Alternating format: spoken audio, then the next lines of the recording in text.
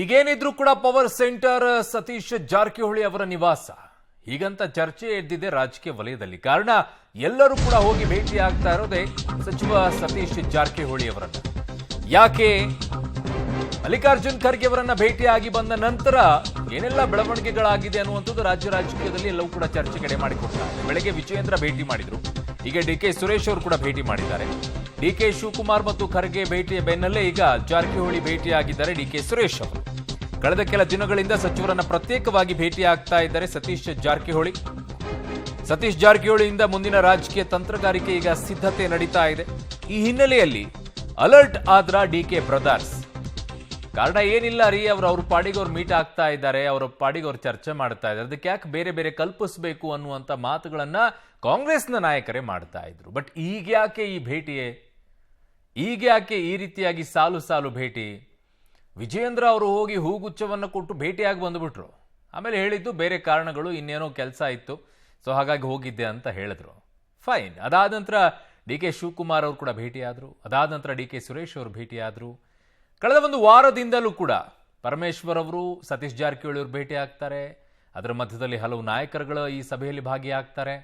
ಅದಾದ ನಂತರ ಸಿದ್ದರಾಮಯ್ಯನ ಜೊತೆಗೆ ಒಂದಿಷ್ಟು ಮಾತುಕತೆಗಳು ನಡೆಯುತ್ತೆ. ದೆಹಲಿಗೆ ಹೋಗ್ತಾರೆ, ಮಲ್ಲಿಕಾರ್ಜುನ್ ಖರ್ಗೆ ಅವರನ್ನ ಭೇಟಿ ಆಗ್ತಾರೆ. ಇನ್ನೊಂದು ಸಲ ಮತ್ತೊಮ್ಮೆ ಅವ್ರನ್ನ ಕರೆಸ್ತಾರೆ, ಮತ್ತೊಮ್ಮೆ ಮಾತುಕತೆಯನ್ನ ಮಾಡ್ತಾರೆ. ಏನಾಗ್ತಾ ಇದೆ ರಾಜ್ಯ ರಾಜಕೀಯದಲ್ಲಿ ಅನ್ನುವಂಥ ಚರ್ಚೆಗಳು ಬಹಳ ದೊಡ್ಡ ಮಟ್ಟದಲ್ಲಿ ನಡೀತಾ ಇದ್ದಿದ್ದು. ಅದರ ಮಧ್ಯದಲ್ಲಿ ನಮ್ದು ಒಂದು ಇರಲಿ ಅಂತ ಬಿಜೆಪಿ ರಾಜ್ಯಾಧ್ಯಕ್ಷರು ವಿಜಯೇಂದ್ರ ಅವರು ಹೋಗಿ ಒಂದು ಭೇಟಿಯಾಗಿ ಬಂದಿದ್ದಾರೆ. ಜಾರಕಿಹೊಳಿ ಅವರ ಭೇಟಿಗೆ ಡಿ ಕೆ ಸುರೇಶ್ ಅವರು ಸಮರ್ಥನೆಯನ್ನ ಮಾಡಿಕೊಂಡಿದ್ದಾರೆ. ಸತೀಶ್ ಜಾರಕಿಹೊಳಿ ನಮ್ಮ ಹಿರಿಯ ನಾಯಕರು, ಪ್ರಭಾವಿ ನಾಯಕರು, ರಾಜಕೀಯ ಚರ್ಚೆ ಏನಿಲ್ಲ ಅಂತ ಹೇಳಿದ್ದಾರೆ. ರಾಜಕೀಯ ಚರ್ಚೆ ಏನೂ ಇಲ್ವಂತೆ. ಕನಕಪುರ ವಿಧಾನಸಭೆಯ ಕಾಮಗಾರಿಗಳ ಬಗ್ಗೆ ಚರ್ಚೆಯನ್ನ ಮಾಡಿದ್ದೇವೆ ಅಂತ ಸಕಾರಾತ್ಮಕವಾಗಿ ಸಚಿವರು ಸ್ಪಂದಿಸಿದ್ದಾರೆ ಅಂತ ಡಿ ಕೆ ಸುರೇಶ್ ಅವರು ಹೇಳಿದ್ದಾರೆ. ಸಿದ್ದರಾಮಯ್ಯನವರು ನಮ್ಮ ನಾಯಕರು 5 ವರ್ಷ ಮುಂದುವರಿಯುತ್ತಾರೆ ಅನ್ನೋದನ್ನ ಮತ್ತೊಮ್ಮೆ ಪುನರಾವರ್ತಿಸಿದ್ದಾರೆ ತಮ್ಮ ಹೇಳಿಕೆಯನ್ನ. ಮತ್ತೆ ಸಿದ್ದರಾಮಯ್ಯನವರ ಬೆಂಬಲಕ್ಕೆ ಡಿ ಕೆ ಸುರೇಶ್ ಅವರು ನಿಂತಿರೋದು. ಹಿಂದೆಯೂ ಕೂಡ ಹೇಳಿದ್ರು 5 ವರ್ಷ ಮುಖ್ಯಮಂತ್ರಿಯಾಗಿ ಸಿದ್ದರಾಮಯ್ಯನವರೇ ಮುಂದುವರಿತಾರೆ ಅಂತ ಹೇಳಿ. ಆದರೆ 2.5 ವರ್ಷದ ಲೆಕ್ಕಾಚಾರ ಏನು? ಅದರ ಮಧ್ಯದಲ್ಲಿ ಜಾರಕಿಹೊಳಿ ಅವರು ದೆಹಲಿಗೆ ಓಡಾಡ್ತಾ ಇರುವಂಥದ್ದು ಏನು? ಇವೆಲ್ಲವೂ ಕೂಡ ಪ್ರಶ್ನಾರ್ಥಕವಾಗಿ ಉಳ್ಕೊಂಡಿವೆ. ಉತ್ತರಗಳು ಸಿಗಬೇಕು ಅಂದರೆ ರಾಜ್ಯದ ರಾಜಕೀಯದಲ್ಲಿ ಬೆಳವಣಿಗೆಗಳೇನಾಗ್ತವೆ ಒಂದಕ್ಕೊಂದು ಲಿಂಕ್ ಮಾಡ್ತಾ ಹೋದಾಗ ನಿಮಗೆ ಬೇರೆ ಬೇರೆ ರೂಪಗಳು ಪಡ್ಕೊಳ್ಳುತ್ತೆ, ಬೇರೆ ಬೇರೆ ರೀತಿಯಾದಂಥ ಅರ್ಥವನ್ನು ಕಲ್ಪಿಸುತ್ತೆ. ಅವರವರಿಗೆ ತಕ್ಕಂತೆ, ಅವರವರಿಗೆ ದೃಷ್ಟಿಗೆ ತಕ್ಕಂತೆ ಅವುಗಳನ್ನು ಅರ್ಥೈಸಿಕೊಳ್ಳಬಹುದು. ಬಟ್ ರಾಜಕೀಯದ ಈ ಆಳ ಅಗಲವನ್ನು ಅರ್ಥ ಮಾಡಿಕೊಳ್ಳೋದು ಸ್ವಲ್ಪ ಕೆಲವರಿಗೆ ಕಷ್ಟ ಆಗಬಹುದೇನು. ಕಾರಣ ಸಿದ್ದರಾಮಯ್ಯನು ಇಲ್ಲ ಅಂದರೆ ಮತ್ತೆ ಮುಖ್ಯಮಂತ್ರಿ ಆಗೋದು ಡಿ ಕೆ ಶಿವಕುಮಾರ್ ಅಂತಂದಾಗ ಈ ಕಡೆಯಿಂದ ನಾವ್ಯಾಕೆ ಆಗಬಾರ್ದು ಅಂತ ದಲಿತ ನಾಯಕರಿದ್ದಾರೆ, ನಮಗೂ ಒಂದು ಅವಕಾಶ ಇರಲಿ ಅಂತ ಹೇಳಿ ಲಿಂಗಾಯತ ನಾಯಕರು ಕೂಡ ಓಡಾಡ್ತಾ ಇದ್ದಾರೆ. ಸೊ ಹೀಗಿರುವಂಥ ಸಂದರ್ಭದಲ್ಲಿ ಜಾಕ್ಪಾಟ್ ಯಾರಿಗೆ ಹೊಡೆಯುತ್ತೆ? ಹೈಕಮಾಂಡ್ ಕೊಟ್ಟಿದೆ ಅನ್ನುವಂಥ ಮಾತೇನಿದೆ ಡಿ ಕೆ ಶಿವಕುಮಾರ್ ಅವರಿಗೆ, ಅದನ್ನು ಉಳಿಸಿಕೊಳ್ಳೋಕ್ಕಾಗತ್ತಾ?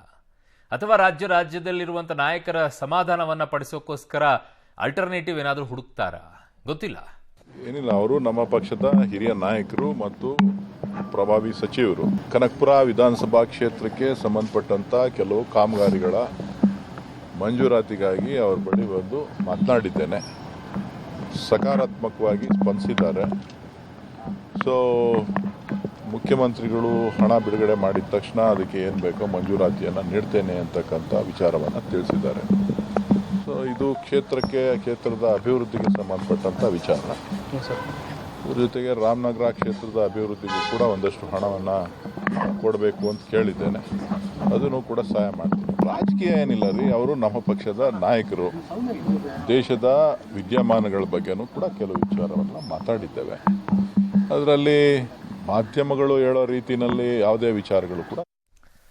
ನನ್ನ ಸಹೋದ್ಯೋಗಿ ಪೊಲಿಟಿಕಲ್ ಬ್ಯೂರೋ ಮುಖ್ಯಸ್ಥರಾಗಿರುವಂತಹ ರವೀಶ್ ನನ್ನ ಸಂಪರ್ಕಕ್ಕೆ ಸಿಗ್ತಾ ಇದ್ದಾರೆ. ರವೀಶ್, ಬಹಳ ಇಂಟ್ರೆಸ್ಟಿಂಗ್ ಆಗಿದೆ ಎಲ್ಲ ಬೆಳವಣಿಗೆಗಳು. ಒಬ್ಬರಾದ ನಂತರ ಒಬ್ಬರು ಭೇಟಿ ಆಗ್ತಾರೆ. ಇಲ್ಲ ರೀ, ಅಭಿವೃದ್ಧಿ ವಿಚಾರದಲ್ಲಿ ಚರ್ಚೆ ಮಾಡಕ್ ಹೋಗಿದ್ವಿ, ಹಣ ಬಿಡುಗಡೆಗೋಸ್ಕರ ಚರ್ಚೆ ಮಾಡಕ್ ಹೋಗಿದ್ವಿ ಅಂತ ಹೇಳ್ತಾರೆ.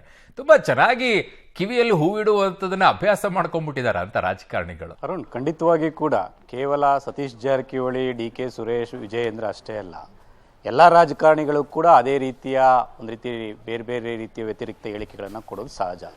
ಯಾಕೆಂದರೆ ಯಾವ ಒಂದು ವಿದ್ಯಮಾನಗಳ ಬಗ್ಗೆ ಕ್ಲಾರಿಟಿ ಇರಲ್ವೋ, ಇದು ಹೀಗೆ ನಡೆಯಲ್ಲ ಅನ್ನೋ ಕ್ಲಾರಿಟಿ ಅವ್ರಿಗೆ ಗೊತ್ತಾಗೋದಿಲ್ವೋ ಆಗ ಈ ರೀತಿ ಅಡ್ಡಗೋಡೆ ಮೇಲೆ ದೀಪ ಇಡುವಂಥ ಹೇಳಿಕೆಗಳನ್ನ ಕೊಡ್ತಾರೆ. ಅದು ಮೊದಲಿಂದಲೂ ಕೂಡ ನಡೆದುಕೊಂಡು ಬಂದಿದೆ. ಯಾಕೆಂದರೆ ಈಗ ಕಾಂಗ್ರೆಸ್ನ ಹೈಕಮಾಂಡ್ ಯಾವ ನಿಲುವನ್ನು ತೆಗೆದುಕೊಳ್ಳುತ್ತೆ ಇದ್ರ ಬಗ್ಗೆ ಯಾರೊಬ್ಬರಿಗೂ ಕೂಡ ರಾಜ್ಯ ನಾಯಕರಿಗೆ ಕ್ಲಾರಿಟಿ ಇಲ್ಲ.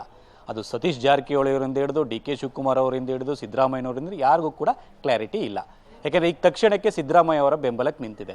ಹಾಗಾಗಿ ಇಡಿ ತನಿಖೆ ಯಾವ ಸ್ವರೂಪವನ್ನು ಪಡೆದುಕೊಳ್ಳುತ್ತೆ ಅನ್ನೋ ಆಧಾರದ ಮೇಲೆ ಕಾಂಗ್ರೆಸ್ನ ಹೈಕಮಾಂಡ್ ನಿಲುವು ಬದಲಾಗುತ್ತಾ ಈ ಪ್ರಶ್ನೆಗೂ ಕೂಡ ರಾಜ್ಯ ನಾಯಕರ ಬಳಿ ಉತ್ತರ ಇಲ್ಲ. ಅದು ಕೇವಲ ಕಾಂಗ್ರೆಸ್ನ ಹೈಕಮಾಂಡ್ ಮಟ್ಟದಲ್ಲೇ ಇರ್ತಕ್ಕಂಥದ್ದು. ಆ ಕಾರಣಕ್ಕೋಸ್ಕರವಾಗಿ ಈ ರೀತಿಯ ಗೊಂದಲಗಳು ಸೃಷ್ಟಿಯಾಗಿದೆ.